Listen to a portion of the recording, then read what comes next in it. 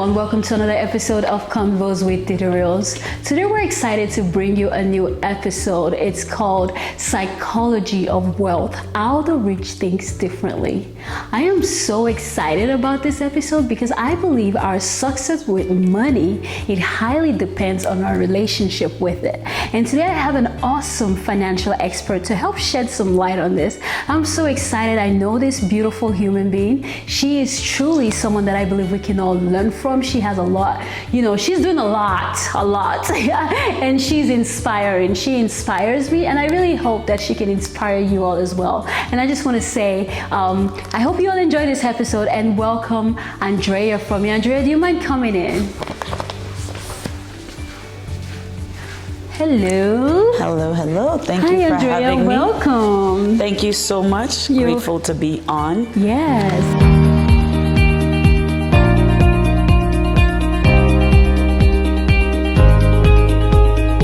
I'm so excited to have you here today. I know you. I think you're one of the hardest working women I ever met, and just the way you speak and the way, like, whenever we talk, the way you always try to guide me, I love that about you. So a lot of people don't really know you, do you mind explaining to them who you are, what you do?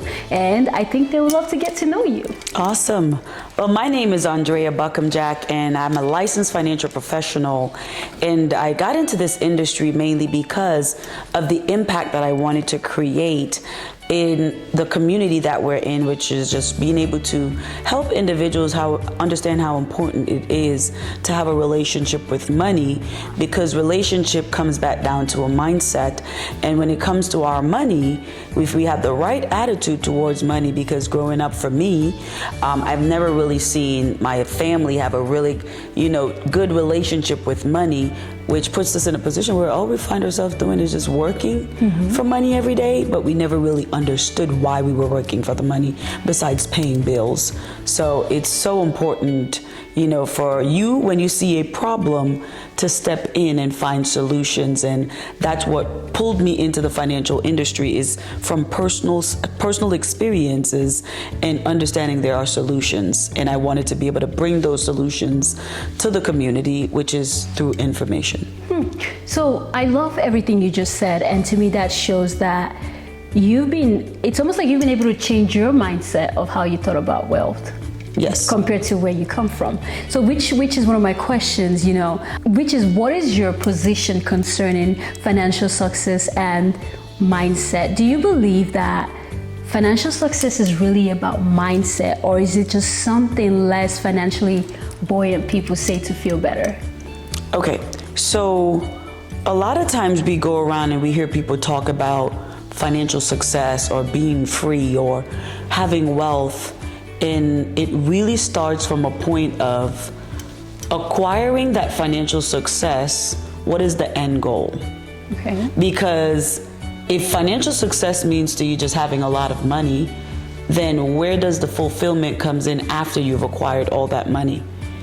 So financial success really comes down to positioning yourself to make money and also have an impact on people's lives who doesn't have money, and you have the opportunity to not so work for money, but make money to put yourself in a position where you can help those who can't help themselves.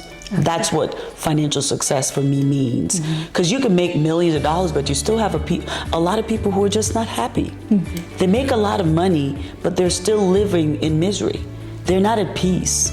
They're not at ease. So when we say financial success, I'm thinking of making more than enough to where if you can go back and give back to someone, or something that for example, for me, I wanted to be free and travel the world and give back. And if I don't have the money to take care of myself and my family, then I wouldn't have enough to go out there and change other people's lives, because I've made a sacrifice to build a better relationship with making more than enough, not just for me and my family, but also to have an impact on the world. So I go back home to Jamaica, and because of the financial success, because of building relationship with money, it has allowed me to go back to Jamaica and sponsor a few kids that are in schools and having a hard time You know, just like when I was growing up, facing challenges financially because my family wasn't making enough. So I know what it's like for those kids to be able to get up and go to school, have a vision, but they don't have that leeway of finance.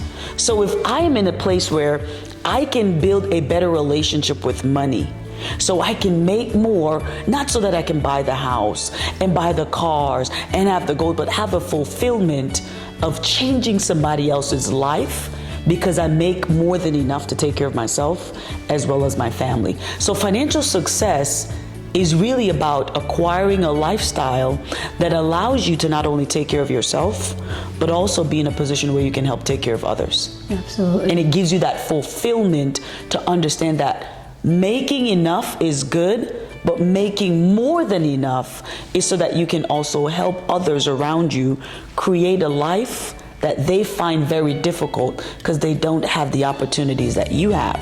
But that's because we decided to have a different mindset on what financial success is. Because anybody that makes up their mind can become financially successful. But when you acquire those things that we considered to make us successful, are we fulfilled? Are you filled when you have the house, when you have the car, when you have the clothes, the closet full of clothes and shoes?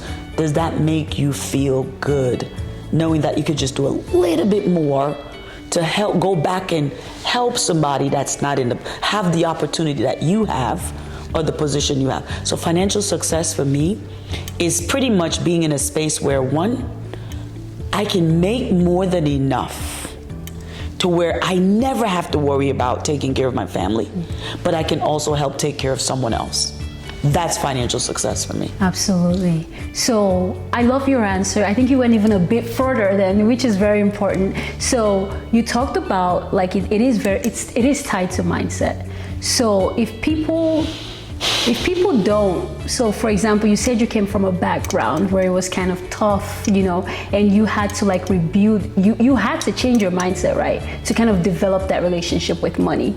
So for people who are looking to, do the same, like, because I'm pretty sure if you're not brought up in a specific way, like in a culture where your family don't budget, your family don't think about money, they don't think about saving, they just spend it. Yes, they do want to help people, but that mindset of thinking ahead, I don't know how Africans, sometimes we can be short term, but other cultures, sometimes you see they're long term, right? So my question is, how do you start developing that relationship with your money? And it's, you have a mindset, you're like, this is the goal, this is where you want to get to. But how do you start when you come from a less privileged background, when you come from a culture that does not encourage, learning about finance? Where do you start from?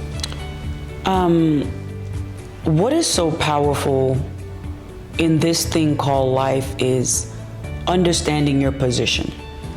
When we're younger and we're kids and we're growing up, we really don't have a choice but to do what we're told and, follow the instructions given and stay in a line in that place. But as we get older, we have a decision to make.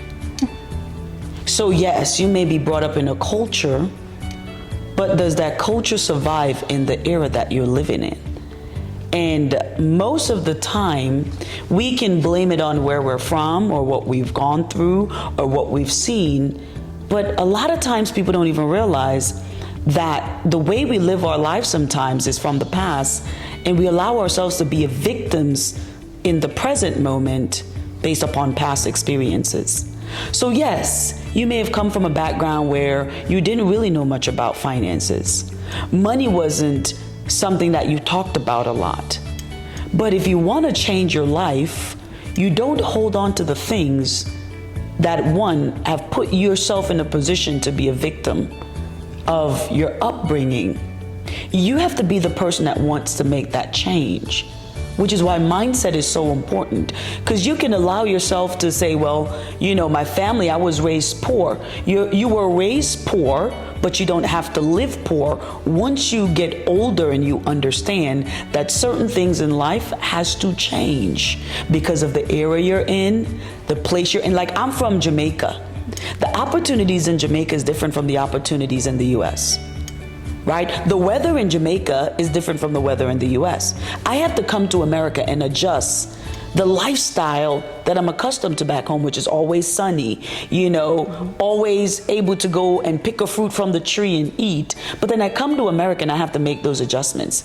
So because we are not okay with change, we accept the fact that we must stay the same because of culture and, our beliefs.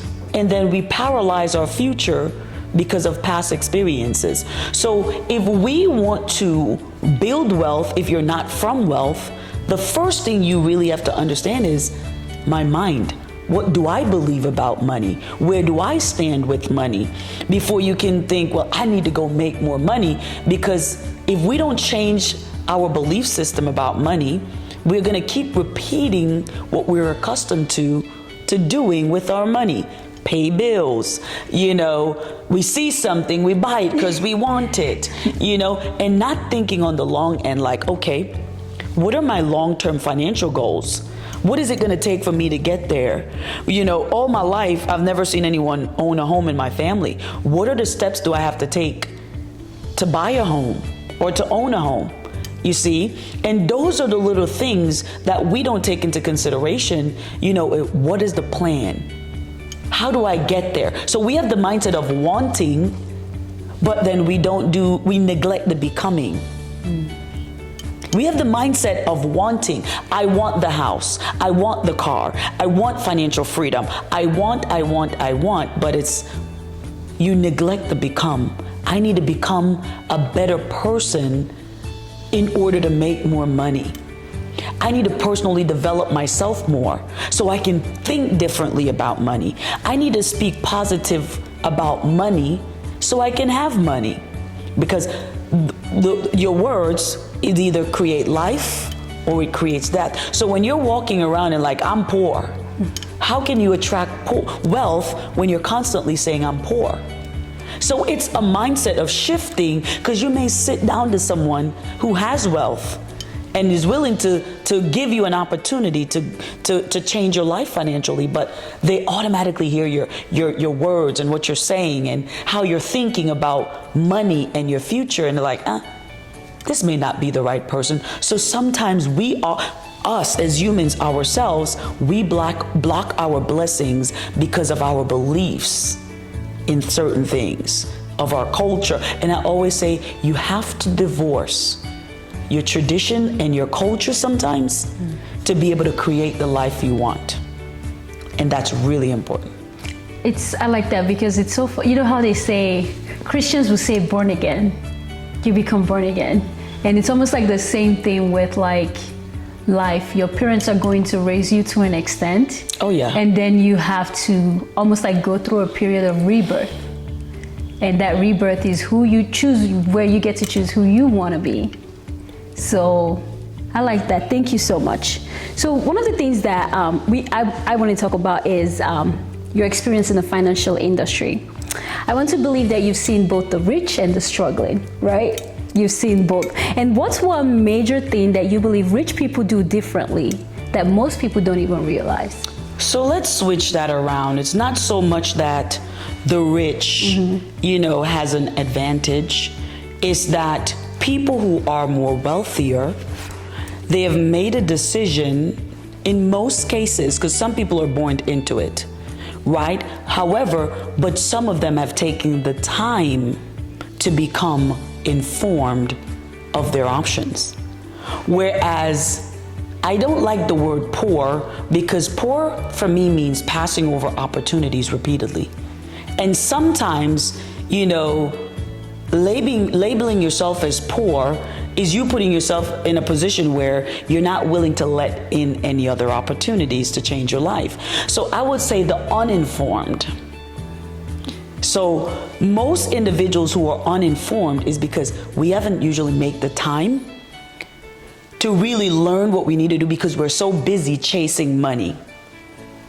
And the more you chase money, is simply because you don't understand it.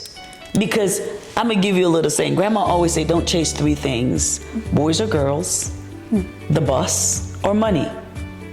If you chase the bus, you're gonna miss it half the time because it's gonna drive off, right? If you don't understand a man or a woman, you're gonna chase them out of your life. And if you don't have money, you'll find yourself your whole life working for money instead of finding your purpose. See? But if you understand the schedule of the bus, you never miss it. If you understand a man or a woman, it's very hard for them to not stay around if you understand them. And if you understand the principles of money, you will never have to worry about not having money. So we spend most of our time every day chasing money. And in the Bible, it does say there's no way a 9-to-5 can bring you wealth. It helps you develop skills. It helps you develop discipline. And there's so many things that a 9-to-5 helps us develop.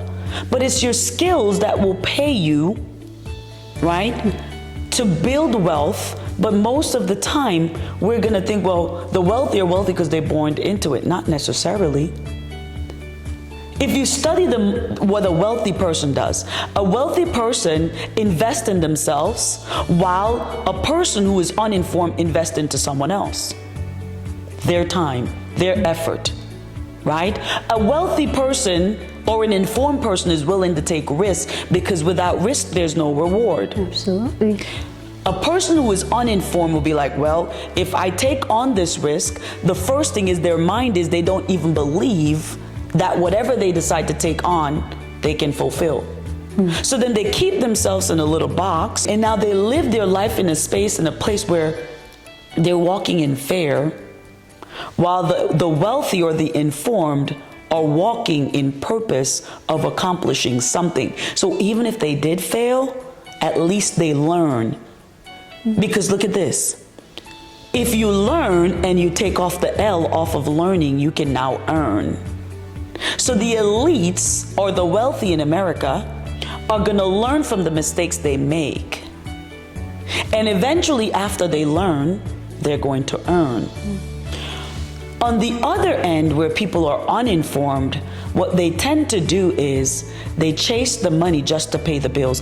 It's like a temporary rush of pain, of the now. And they're not willing to sacrifice and make some mistakes for the future. So it's not, a wealthy person has a bigger chance at, building more wealth. They have taken the time to be informed, or they may pay somebody because they have the money to do so. Whereas a person who is not so informed have to spend more time in reading books instead of watching TV. You're consuming people on TV who already have made it. You see where I'm going? For example, you walk into an informed person house, you see a lot of books, they go to a lot of conventions, they invest in themselves. Whereas a person who is uninformed, they're gonna spend money on the most expensive car instead of buying a car that, allows them to have no interest. All that interest they would have been paying, they keep it to themselves to now go create a cash flow. Because building wealth is about cash flow. And if you don't make enough money to buy more appreciating assets that can keep up with the cost of living, taxes, market correction, you're gonna find yourself working for money until your wheels fall off. Whereas the elites in America, they're finding ways to solve people's problems, and with solving their problems, they make money.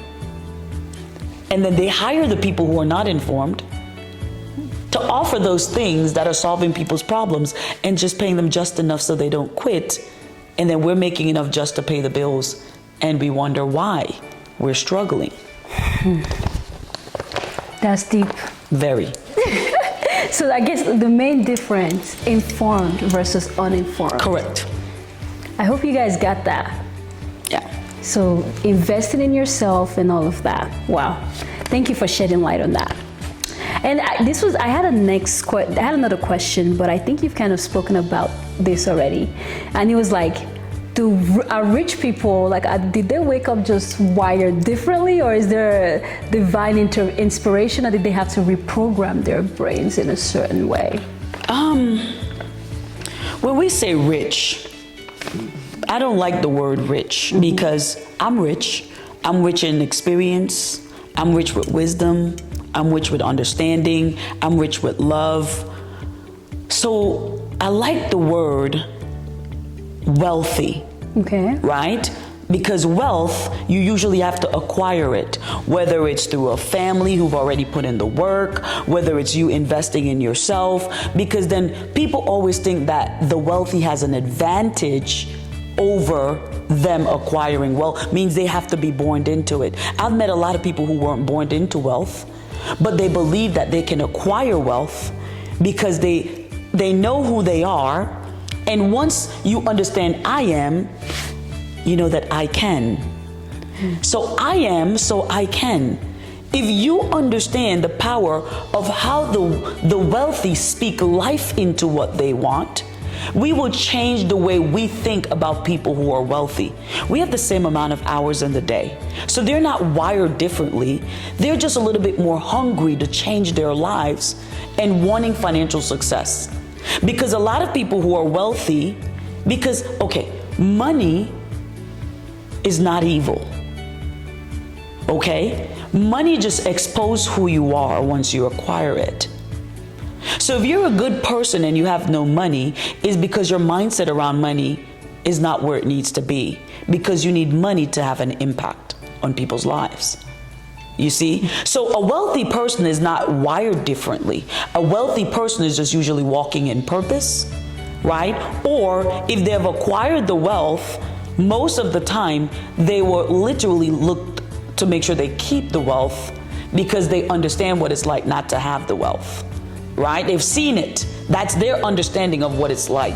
They've seen other people struggle, right? So if you are in a place in one of the wealthiest countries in the world and we're still complaining about, the wealthy have a lot of opportunities, so do you. We're in one of the wealthiest countries in the world where resources are there for you to build wealth. Look at YouTube.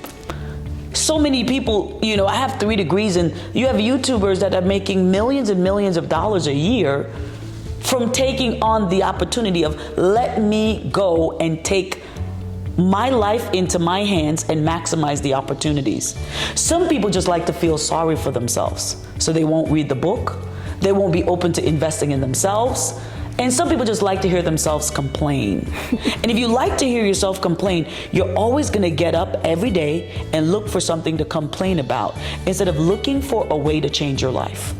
Absolutely. So wealthy people are no different from someone who's not wealthy. You just have to make a decision as to what areas in your life you need to change and who you need to become to start acquiring wealth, because wealth first starts with I am. You can say I am poor or I am wealthy. And now take action in going out there and figuring out, how do I acquire this wealth? Let me read up on some things, because wealth building is about people problems. If you think about Walmart and Target, they're just solving somebody's problems. Amazon, they're just solving a problem. You having a 9-to-5, there's nothing wrong with it, but you're the owner of your company, just figured out a problem that needed to be solved, came up with an idea, and hire you now to come and work the job.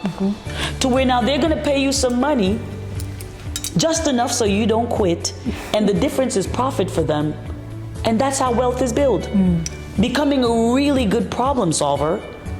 And you don't have to worry about money ever again. Just focus on becoming a person of value, and money overflows. Absolutely. There's something you keep mentioning about, I would say, positive affirmations. Oh yeah. You become like saying these things to yourself and being an optimistic person. Is that a characteristic that a lot of wealthy people have? Oh yeah. When you wake up, how you see, we have this perspective of thinking, You know, everybody else's opinion about you is what matters. And it's really what you think about yourself matters, right? Because if you get up every day and you don't believe in yourself, and just one person come and say something negative to you, you take it personal, and that ruins your entire day. Absolutely. But if you pay attention to a person who's wealthy and subconsciously aware of who they are, because of whose they are, what you usually say never usually affect their day. Because your opinion is your opinion. And most of the time people just reflect their own beliefs about themselves on you. And if you make everybody's opinion your opinion about yourself, then what do you think about yourself? That's why the I am is so important. Absolutely. I am what? I am wealthy, right? I am rich. I am capable. And once you start saying those I am and believing, watch your life change, because your words create your world. So whatever words you use, please be advised they bear the fruits. Absolutely. So you just want to be mindful, you know, of the words we're utilizing on a day-to-day basis, especially if we want to change our financial future. Absolutely. So I just wanted to, I love how you're bringing the, like I see with the way you view wealth, it seems like it's just more than materialistic. It's also like who you are, your self-development, the way you think, being optimistic. So I wanted to ask you, what are some positive affirmations that you do when you wake up in the morning? Like, what are the things that keeps you going and helps you realize, like, this is who I am, this is what I do, I got this? Can you share some of that with us, please?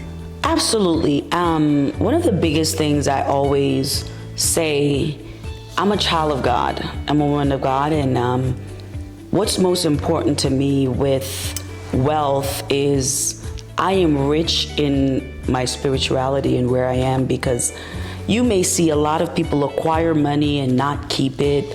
And, you know, they don't have the best relationship with people because of money.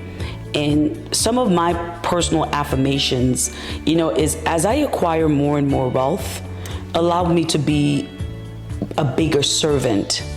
So waking up in the morning and just praying and being graceful and grateful for me is very important, because I want to be in a space where you don't see the money, but you see the integrity, the morals, the values, because that weighs more than money.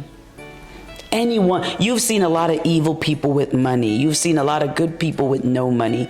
I want to be a really good person, not with just a lot of money, but with a lot of love and wisdom and understanding, right? And that riches is more than money, because you can't pay God with money. And at some point in time in your life, you're going to make so much money to where the money now has no value in your life because you're not fulfilled. And I never want to get to that space. So my affirmations in the morning is not, I want to be so wealthy. My affirmations in the morning, I want to be so impactful. And if I want to be impactful, money is just a tool that I utilize to be more impactful. So it's just waking up every day knowing that wealth doesn't have to come from money, but wealth can be from the relationships you have with people, because there are going to be times in your life where the relationships you have is more valuable than money. And there's no money that can replace really good people. So the affirmations that I have for my life is, Lord, please put my destiny keepers in line. Please put my connectors in line. Those are people, right? So if I want to build wealth, everything I want, God is the resource and I'm the outlet. So if I ask for the right people in the mornings and at night, my word creates my world. So God is going to start aligning those people in place that's going to take me to what he has ordained for over my life. But if you wake up in the morning and the first thing you're thinking about is money, and you're not thinking about aligning the right people in your path to just really align you to the right things, because all money is not good money. All money is not good money.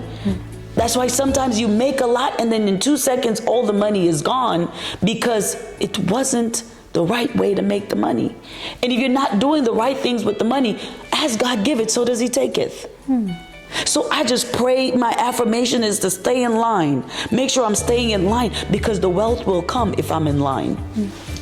Those are my affirmations. Send me my destiny keepers. Send me my connectors. You know, those are the people you want in your life. So you're getting up every day and you want more money, but then you're missing out the alignment piece. The alignment. Oh yeah. Oh yeah. I like that. So in that case, like that relationship that you have with God, it also keeps you grounded. Absolutely. In humility, in being the impactful woman that you want to be. Oh yeah.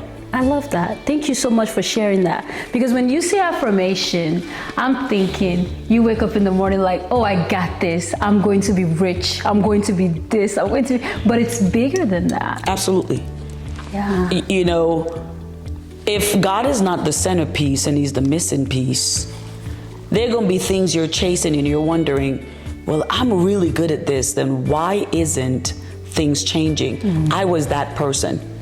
I was, you know, very hardworking.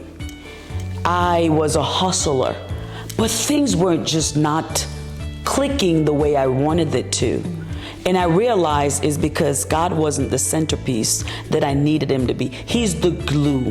He's like the magnet. So the money you want, you cannot attract what you haven't prepared for, right? And at the end of the day, most of the time, the money you want, the magnet is missing to attract the money you want. Because anybody can make money. Anybody can make money. But the challenge here is, do we understand, right, how to leverage that money? And you have to have the right things in place to do the right things. So when you start accumulating the money, you've already become the person who can handle the money. Because you're going to lose it. Some people are like, man, I make a lot of money, but I don't know where it goes. You know why? You haven't put a placeholder on your money. You don't know where your money is going or what is it doing. So how God is going to bless you with more when you can't even handle what you currently have. I hope you guys are learning. I'm very quiet today because I'm learning. You know, and this is one more question that I have for you, and this is just like what's a money mindset shift that has changed everything for you or someone you know? A money mindset, understanding that you are the most expensive asset. Not a house, not a car. Because I always ask people this question: why do you work so hard? Because I need to pay the bills. Because I have to take care of the kids. And then I ask them, well, what's the most expensive bill you have? The mortgage, the rent, my student loans. I said, well, wait a minute. If those are your most expensive bill, what would you consider yourself? The cheapest bill? Because you work 40 hours a week and you pay yourself pennies and shillings. But if something happens to you tomorrow and you can't work, that same expensive bill cannot take care of you. So that money shift was, there's no way I was working 40 hours a week and I don't make sure that I get paid first. And the reason why that's usually the case is we don't budget. Right. So now our expenses surpasses our income. So then it's very hard for you to have a cash flow, especially our younger kids. Before they even start out college, they're taking on $20,000, $40,000 loans. and they don't understand compounding interest. So by the time they graduate from colleges, they have all these high debt. No one taught them about compounding interest and how it would affect them, and then they can't get a job to pay off those loans. Now they find themselves in years and years of debt, and then they start a family now, which is now going to come with more expenses. They're digging themselves 10 feet deep, all because they don't understand the principles of money. Absolutely. So you can't get up every day and the first thing you do, you go to work, you pay the bills, and you don't take care of yourself. And then when life happens, you can't go back to the mortgage company or the banks and say, hey, can I get some of that money? Because I'm not doing well right now. If you can't pay your mortgage for a certain time, you end up losing your home to foreclosure. But that's the most expensive bill. Most people are one paycheck away from bankruptcy. One. Why? They treat themselves like they're the cheapest bill, and then when life happens, they're the most expensive bill. See? So if we don't switch that mindset about what's important and what's not important, we tend to find ourselves in very, very dark places financially. And then when you learned that you were the most expensive asset, what did you start doing differently? When I found out that I was the most expensive asset, I had to have a talk with myself. I had to have a serious talk because, yes, I didn't come from money. I didn't come from wealth, but I am now grown to make decisions to change the lives of my future. And I can't blame my mom or my aunts or my uncles, because how are you going to fix something you yourself didn't know? Right. So the first thing I had to do was have an honest conversation with myself. And once I did that, I decided to split up. This is a technique that I use now with every client. You must have a deposit account and you must have a bill paying account. If all your money is sitting in one place, that's just chaos. There's no accountability for your dollar. Absolutely. And accountability is the key to your success financially. So I have a deposit account where the money gets deposited. I have no bank card for it. I can't transfer more than 3 times out of it, right? And then I have a bill paying account, which I know every bill that comes out every month. So I make sure when I get paid, I transfer to the bill paying account the bill paying money. So I pay me first, and then I transfer the bills. And after the 3 transfers are done, I am done for the month. So everything now, you're spending more precautiously. Right. Because you can't overspend and spend the money that you're supposed to spend on bills. Like you walk into Walmart, you go in with a target and then you go over the target. You're not gonna do that when you've already broken down your budget and you don't have a card for that account and you can't transfer money.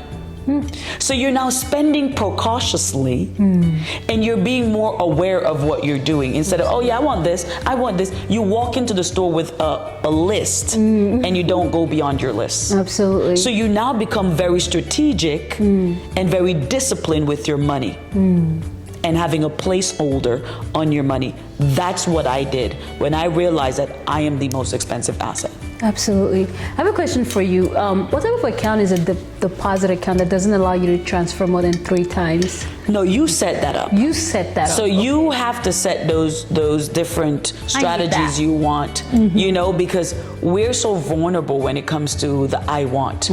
I work so hard, so I want this. I did this, so I want this. And sometimes we don't realize it's the sacrifices that helps us get those results that we're looking for financially. How about we sacrifice for 5 years of ignoring the I want to so we can build towards the things that are important, like buying that house, having a certain amount of emergency funds set up, because all the things you want to buy, wait 5 days after feeling the emotional attachment to that thing, and after 5 days, you probably end up don't want it. That makes sense. That's me. If I see something I love, I give it 5 days. And if the emotion changes towards it, I won't buy it. You don't want to impulsively buying things because you see it, you like it, you love it, let me get it. Right. That makes sense. So you have to be intentional. Everything in life is intentional. Everything. If you ever see a person walking around and, they're so challenged with life, is because if you wake up in the morning, you're not intentional about how you speak into your day, then everything comes your way. Absolutely. So you have to be intentional. I'm intentional to the point of I think about whose calls I answer or what I talk to for the day. I think you're so intentional to the extent that you look at how long you're spending on the phone. Absolutely. Yes. I noticed that with her. Whenever I can tell she's looking like I have something to do. You have to be intentional with that. Yeah. She's a very intentional person, and it takes. Were you always like that, or it's just something? Was I always like this? There's attributes that you have that I love, and I wish I could be that disciplined and just like that focused. And I'm just like, I know where I want to get, but it's just like, have you always been this person? Okay. As you're evolving in life, you're going to always realize that there's a level. When I figured out that I've become the person to fulfill the position that was set out for me, I become very intentional about my energy, who I spend time with, how I spend my time, the things I listen to, the things I watch, because those are all things that influence your life. So the moment I became that person for the position, everything changed. So no, I wasn't always like this. I actually worked on becoming that person to be walking in purpose. Absolutely. Because life is about purpose. I don't spend my time with everybody. I tell people all the time, my energy cannot be bought. So I'm very anal as to where I put it. And it's most of the time, it's not that you're better than, is sometimes you have to protect what you've worked on. If you want to keep that. So no, I haven't always been this way. I became the best version of myself. So I'm really intentional about maintaining that. So that means we all have a chance. Everybody has a chance. In life, God gave all of us an opportunity to choose. We get the opportunity to choose the life we want to live. I serve a very big God, so there's no way I'm going to be in a space in such a big world where I think very small of myself. I was created from a God, so that means I'm a God. Yeah. And I accept that. I believe that. And because of that, I really live life intentionally, which makes it way much easier to live a fulfilled life that way. Thank you. I have just a few more questions. So there's a question that we have here. It says, what's a financial trap that's keeping people broke, but they don't even realize it? Other people's opinion, right? We have this thing in life where we follow trends, but I've always told myself trends usually die out. What do I know for myself? What do I believe for myself? And it's not a financial trap. It's what do you believe? Because you have people like, well, I can't make a decision until I go talk to my financial coach. Well, if you don't know what you want for yourself, anybody can tell you anything. So what is really important today is because there's so many trends and there's so many opinions and there's so many ideas to the point where people get lazy to where they don't even want to do the work anymore.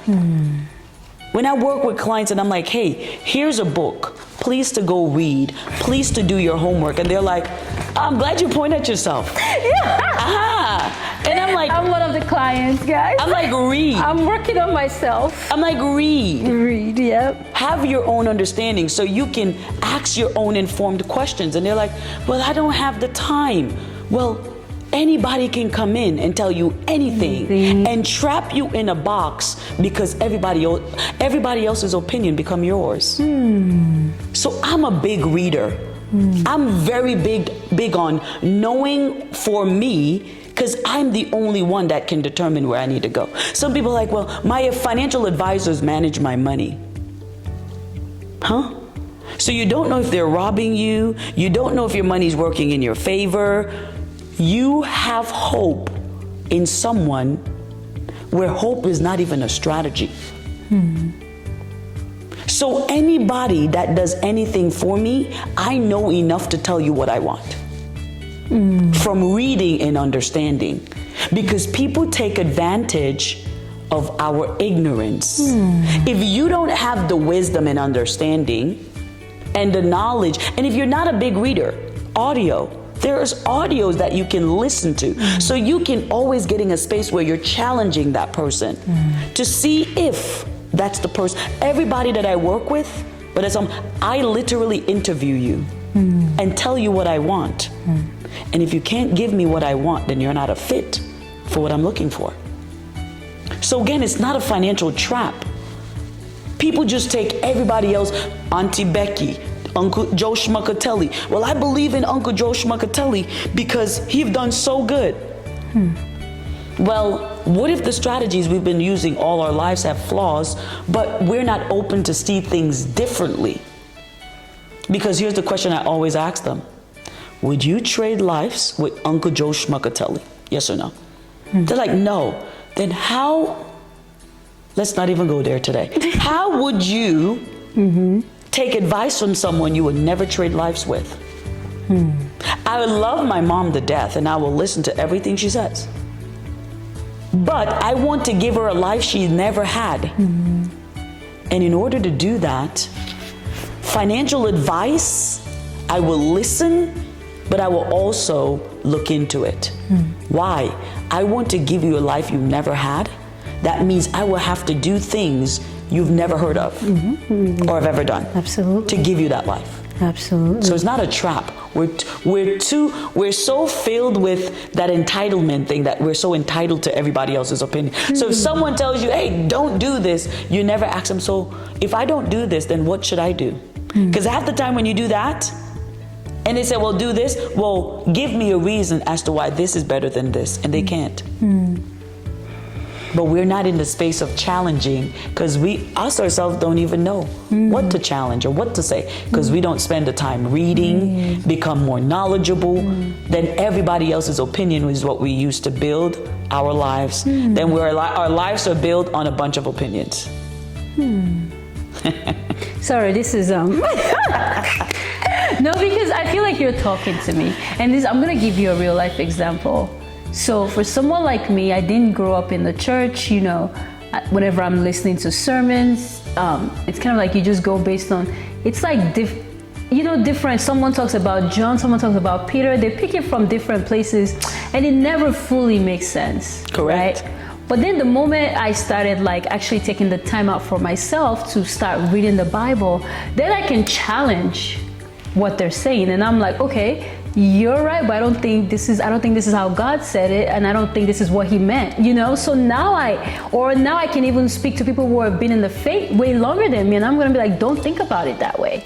Because even people that have been in the faith way longer than me, they've not even sat down to read what is in the Bible. They're living their life based on what the pastor's teaching them, but not based on what the investment that they've put in. And if most people put in that investment, they are more likely to succeed than going to church every Sunday. There you go. But I'm gonna go read the book you gave me. that I gave you almost a year ago. Can you imagine that? 1 year ago. She's like, well, somebody said, I said, did you read the book? Did you read the book I gave you to have your own understanding? Yeah. Wisdom and understanding is so powerful, but we're so busy that we don't have the time to really develop that inner belief for ourselves and have wisdom and understanding. So absolutely. I'm glad you were able to let the audience know that you're one of those. That's what I good. love to let the audience, like, not only, that's why I bring people on, not just for them to learn, but for me. Absolutely. Like, we're all here to learn. Everyone if I could teach everything, I would be the one on her seat. Makes sense. But because I can't and I need to learn, so hopefully you guys learn from my story, her story, and we're the student and she's the teacher. Yes. That's the way it is. So thank you so much. You know, I didn't expect that answer. When people think about finance trap, I would think maybe you say something like people don't budget, people don't do this, but it's just like people's opinions. Again, it goes back to being uninformed. Correct. That's deep. So I wanted to ask you a question. If someone is starting from scratch, having no rich friends, no rich parents, no connections, no lucky breaks, no startup or whatsoever, you know, what's the fastest way they can change their money mindset and start building wealth? What is it that you want? Okay. Right? Because you can go budget. Okay, what are you budgeting for? It's just, okay, look at it like this. If you're going to a new location, you've never been there before, right? And there's $1 million waiting at that location for you. My question here is, would you get to that destination on time and successfully if you've never been there with no GPS? You know, no one can tell you where to turn or how to turn. You just have to figure out how to get there. What is the likelihood of you getting to that location to the million on time and successfully? Very rare. Very slim chance of you even making it there. Because you have no idea where you're going. Where you're going. There's so many people walking around in life, no clue. So if you're starting from scratch, right? And you don't have anything, you have a job, but you just don't know where to start. The first thing you have to think about is, where do I want to go? Short term, long term. If it's in the next year, what would I like to accomplish? It may be as small as, let me get better at budgeting so I can have a little extra for cash flow. So I can think about something I can use that cash flow to buy appreciating assets. Now I have multiple streams of income from just being intentional about budgeting. So it's all about, where do I want to go? For example, when I was in college, right, from Jamaica, I didn't have the scholarship like the average student, but I was working part-time while in school, and on the weekend I would hustle hard. And one of the key things I wanted to do was, I wanted to control something where I controlled my time, because I was an athlete as well as a student. So working a 9 to 5 was very hard. So I figured I had to own something that allowed me to own my time. So while I was in school and I was bartending and serving at the same time, I saved up a certain amount of money so I could start a cleaning company. So I paid the bills, which was my student loan, my student loans and tuitions and stuff like that. Not even student loan, my tuition.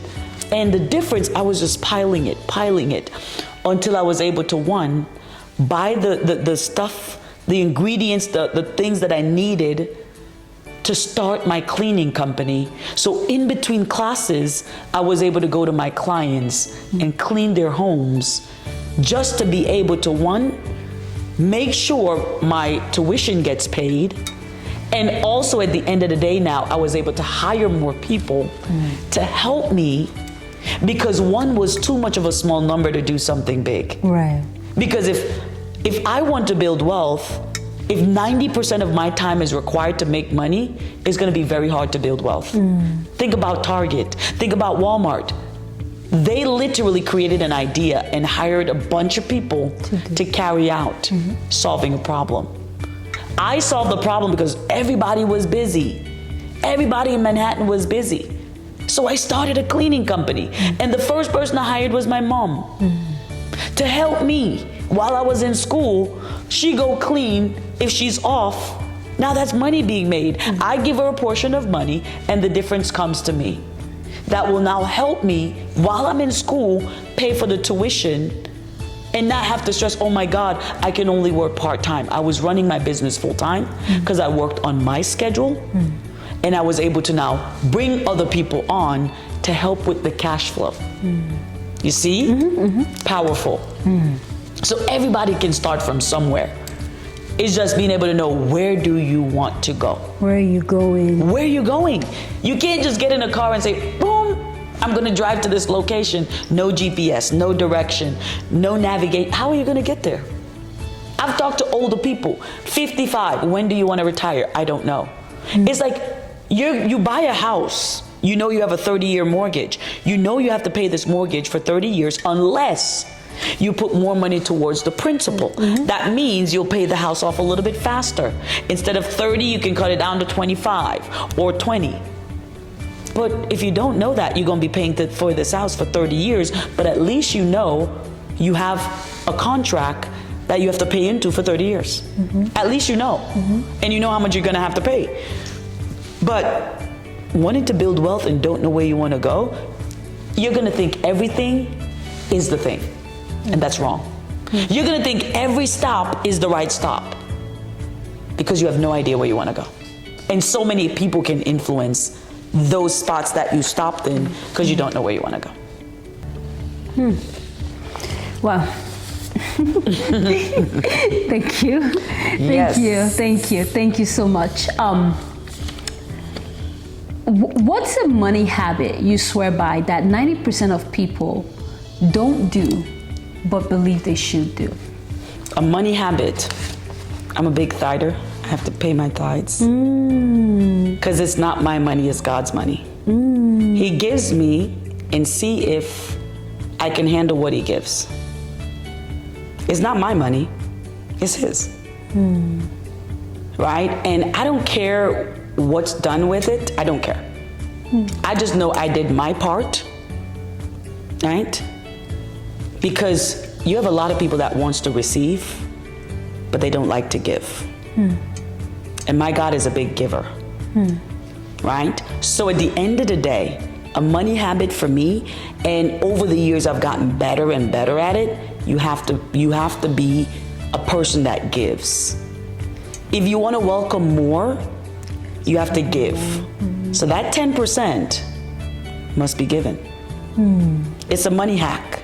It's a life hack, actually. Life hack. It's a life hack. I believe so. I'm going to support you on this. I did not used to tithe, but I am a giver. So I would never really tithe to church or something like that, but in my journey with God, I feel like he's showing me that you need to tithe. And sometimes it's like he would challenge me. I could just feel something in my spirit, like sow into this ministry. And I'm like, okay, so I like that. It's so important, right? As we said again, if he give you little and you mismanage the little you get, why do you think you're gonna get more? God is the resource, right? So he gives you the money and you don't find a way to give back. It's a life hack. That's why you will see a lot of people that makes it and then they end up in really bad places and spaces because they don't do what's right. I heard something that a.k.a. said the other day. Like, he gives 10% on his gross every time. You can look at people who are prosperous because you don't prosper because you have money. You prosper because you're aligned and you're doing the right things. Yeah. Have you always been a tither? I used to give, but I didn't give the way I was supposed to give or I wanted to give. And I see where things was just stagnant at one point because remember, he giveth and he can taketh, right? And he can keep you in positions until you understand what he wants from you. And the moment I made those commitments and those changes, so much has changed. So much has changed. Life has changed. Relationships have changed. Things have changed, all because you're walking in alignment. So everything we want is already there for us. The challenge there is most of the time we don't give up so we can't grow up. Yeah. I like that because it seems, I love this episode because when people think about wealth, people don't think about God's spiritual alignment or, they don't think of wealth in this way. And when you think about some of the really wealthy people that people are looking up to, like Elon Musk, all those people, those are not people that are thinking about alignment. So they're like, well, if they don't believe in God, like, why do I, so they have like this. But then I always say, like, you have to ask yourself one thing, those people, are they really happy? You see, I am so rich that money has no placeholder in my life. Because you could take all of it from me today and I'm still happy. See, the world is chaotic because they think that money is at the top and it's not. It's not. Like, you can take everything from me today and I make it 10 times faster because of the centerpiece. Anywhere you put me, money will never be an issue. I understand the principles of it. I understand the values of it. So I don't chase money. I really learn to bring value and walk in my purpose, and I'm a money magnet. So I don't even, there are days that I just get phone calls, hey, da-da-da-da-da, can you do this? And I'm like, look at God, thank you. I know that's his work, not my work. So you got people out here just thinking wealth is gonna come from your job. No, wealth comes from God. It comes from God. Oof. And being in alignment. Oof. So powerful, so powerful. One of the things people really fear when it comes to building wealth seems to be the fear of failure, right? However, it seems like some people would say rich people are failure proof, you know? How do wealthy handle that thought of failure? Like, are they taking more risk? Like, what is it that helps the wealthy take on that risk and not think so much about failure? See, I think that's one of the things that society does, and we adapt. We adapt the idea that failing is bad. But says who? Failing is simply first attempt in learning. And if you look at most successful people, they've built their wealth off of what? Wisdom. And if you don't fail, where will the experience be? Where will the understanding come from? If you've never done something and you're doing it for the first time and you don't make any mistakes. You have so many people online where they're showing you all the great things and all the things they've accomplished, but it's not the way it works. Oh no. I've failed at about 10 different businesses. The financial space is the only space I've succeeded in. So I've had 6-figure losses. But that didn't stop me from continuing pursuing ownership. But because in order to own, you have to learn. And when you learn, you take off the L and then you earn, right? So being afraid of failing, where will you get the wisdom to build wealth? I'm a big risk taker. See, a wealthy person will risk everything they have because they know in return is wisdom. Whereas a person who doesn't have wealth, or they have a little, they're afraid that they will give it all away and lose it. Well, I always say this, 10 years from now is gonna come anyways. The question here is, what will you do within the 10 years to make yourself better? You sitting on it and not taking a risk, 10 years from now, you're gonna be sitting in the same spot. So it's either you risk it and learn, or you don't take a risk and have regrets. Which one do you want? Risk it and learn. So at the end of the day, there's no successful person out there that haven't risked it all for wisdom, knowledge, and understanding. You have to take on a risk, right? You have to put yourself in a position to where you understand that failure is a part of the ingredients to success. And everybody wants to fail. Like when you go to school, if you fail an exam, you're good for nothing. Why? Some people are just not great test takers. That doesn't mean they're bad. Some people just don't sit and can't sit and handle pressure, because that's a lot of pressure to be able to execute. But that doesn't make them not intelligent or not smart. So because you fail an exam, it doesn't mean you should think less of yourself. That's back home. If you don't get an A, you're no good, right? And that right there puts a stamp on a lot of kids. I was one of them. However, I'm the type of person, I'm quick to change things around because I'm the one that's in charge of my future. And your opinions of me does not really make or break me, you know? So failure, oh man, I tell people all the time, I love to fail because when I fail, I get to learn how to do it better next time. all those businesses I've failed at one at a time, it's not that I'm starting over.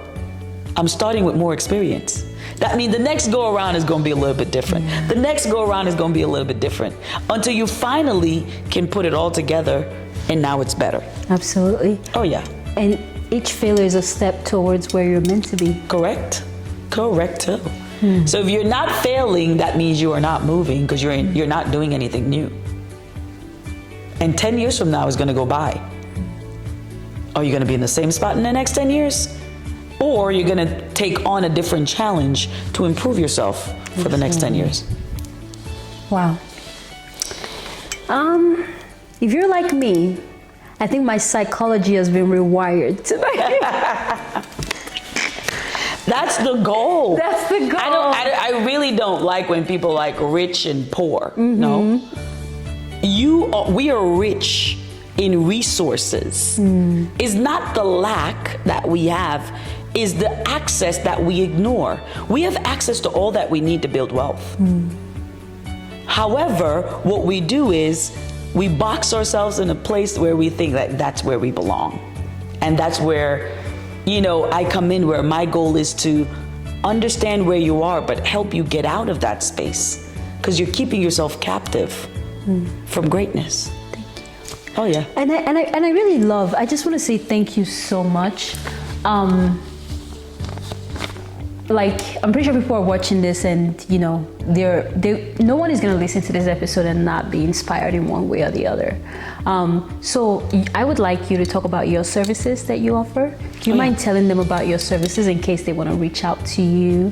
Absolutely. Yeah. So here at Global Impact Agency, what we really do focus on is, finding out an individual needs and wants regardless of where you are, whether it's through budgeting or, just figuring out where to start by creating a massive action plan, retirement solutions, estate planning, probate court planning, college planning for the kids. So everything across the boards when it comes to finances, I help clients leverage those services as an independent broker. One of the most powerful things for me is working for the clients. So everything in the financial space, whether you're looking to learn more, understanding what options are available to you, I service every area. Whether you make $50,000 or $50 million a year, I have access to resources that can help you make sure you get your homes in order. And that's the goal for our community, getting their homes in order. Whether it's getting out of debt, you name it, we can help them with those services. Absolutely. My friend just actually worked with them for asset protection. That's something that I feel like a lot of people find it hard to find. So we highly recommend them, and I need to go read that book. Mandatory, because after today I'm like, okay, Adiola, we've been doing this, so we need to figure out how to fit it into our life. I say I am busy, but I can make. Never too busy to build wealth, right? Absolutely. Yeah. And we're about to close, but before I close, we have this game called Rapid Questions.